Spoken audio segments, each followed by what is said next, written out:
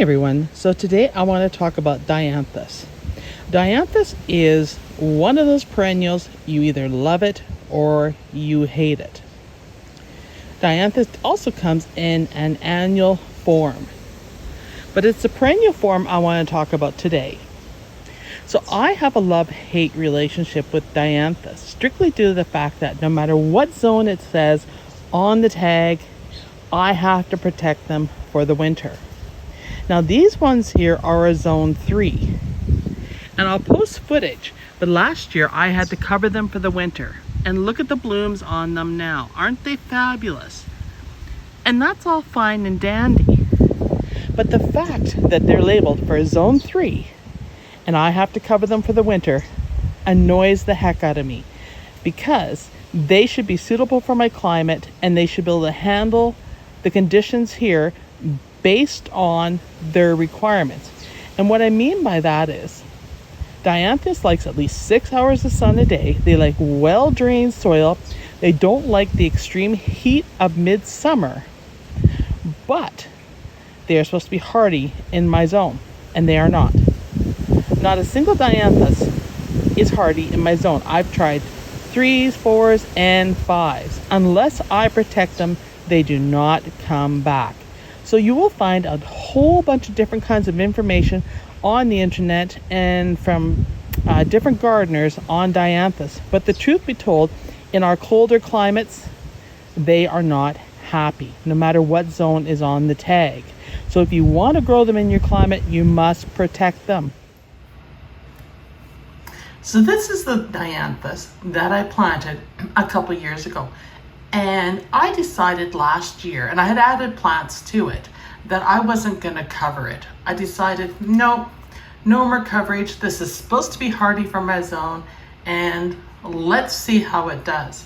So I had at least 6 or 7 plants in here, and they were beautiful, and they were fine in that spot. They got enough sun. It was well drained, perfect climate conditions for them, and they flourished, and they were quite pretty actually. I was quite happy with them. They weren't all the same color. I had a mix in there, but just the same, I planned on reorganizing them and sorting them by color this year if they survived the winter. But I decided to take that chance.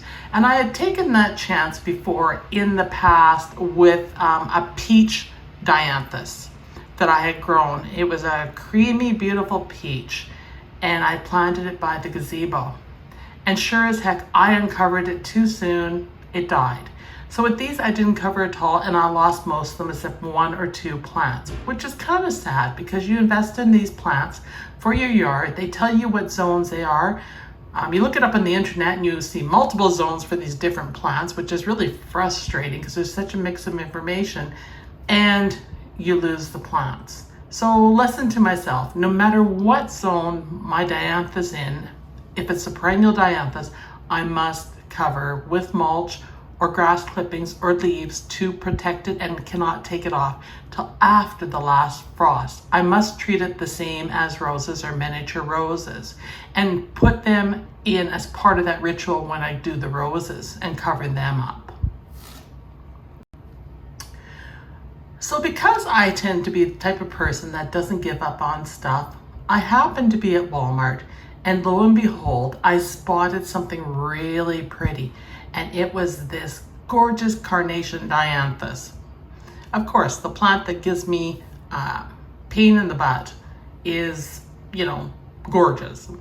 So I fell in love with the color because it was the same color as the petunias, the coral crush I have in the bed, and I thought, these are fantastic.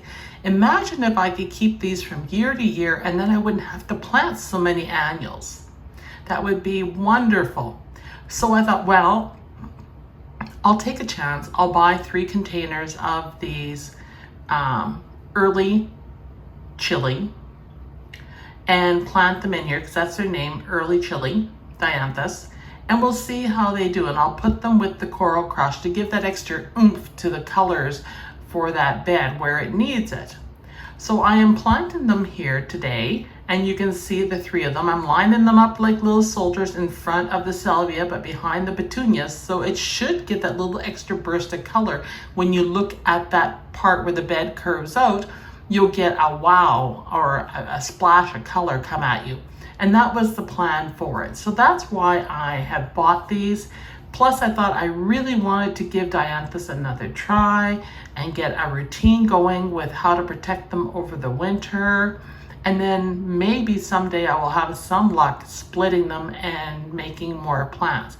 But right now, I just need to enjoy them and make sure I cover everything that needs to be covered for the winter until after the last frost. And I should have some success, because I have been successful doing it in the other bed, which I showed you earlier, and which is in previous videos too, when I covered them up with the roses and when I planted them. So I can do it. It's just that I can't trust the labels or the information on the internet or from other gardeners, because I'm in such a cold climate that we have extreme weather. We have extreme cold and we have extreme heat. So these plants have to be able to take it, and so they need a little bit of help. So that's the plan. So we're going to put these in the ground here, and we're going to enjoy this color burst this summer, and I'll show you what they look like as they come along. I did post a picture in this video of how vivid that coral color is. It's really quite smashing, and I think it'll look really good in this lime green container that has lime green petunias in it and the coral crush wave petunias in them. So let's get these in the ground so we can enjoy them. And just so you know, I have a really, really windy day here, so I am narrating most of this video because there's no way in heck you would hear me, and you probably wouldn't enjoy watching the video if you have poor quality audio. So when narrating, it seems to be the best choice when we have extreme wind like we do today. It's supposed to rain tonight. I'll believe it to see it, because it's just way too windy out there. And the plants are suffering. Everything's weeping because it's so hot. So I'm trying to water and soak everything in good. But we'll get these in the ground. I will water them in after and give them a really good soaking to help them on their way. And I'm probably going to loosen the root ball on them as well, because they seem really, really dry. So this is early bird chili dianthus that is perennial, and it's supposed to be good for zone 3, possibly 5. If you have a dianthus in zone 5, beware, they don't like the heat, only 6 hours. So you can lose them and have you will sometimes have crown rot too if you overwater them. So beware to be careful with the heat in the warmer climates for these plants, or you may struggle with them as well. So can't win on this particular plant, but are they worth growing? I think so. Just a little bit extra work on the gardener's behalf. All right, I got them in the ground. They're looking gorgeous. They seem to suit that spot.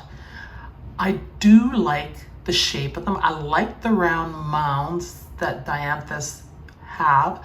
I also like the silver gray foliage, especially with the bright colors, because I find most dianthus has some sort of striking color. It's either a solid, like bright fuchsia pink.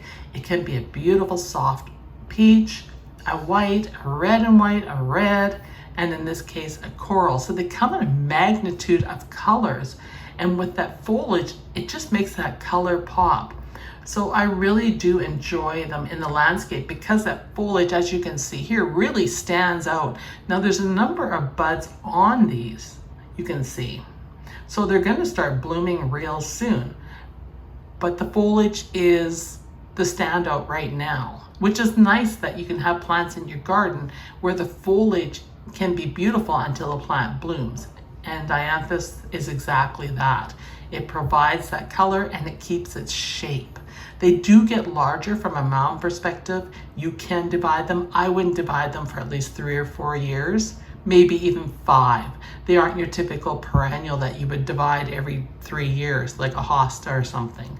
So it'd be up to you when you want to divide, based on how big they got and how much they like the soil and the conditions where you live, whether they're worth dividing. So what do you think of these? Do you think they look good? Do you grow dianthus in your garden? Let me know in the comments. I'd love to hear from you. And if you have any tips or tricks that work for you, well, I'd love to hear that too. I'm all open on this one, because I like them and I struggle with them. I do know how to grow them. I do know how to protect them. I just can't trust labels. So I hope you enjoyed this video, and I will see you in the next video, and have a great gardening day. Thank you, everyone. Bye.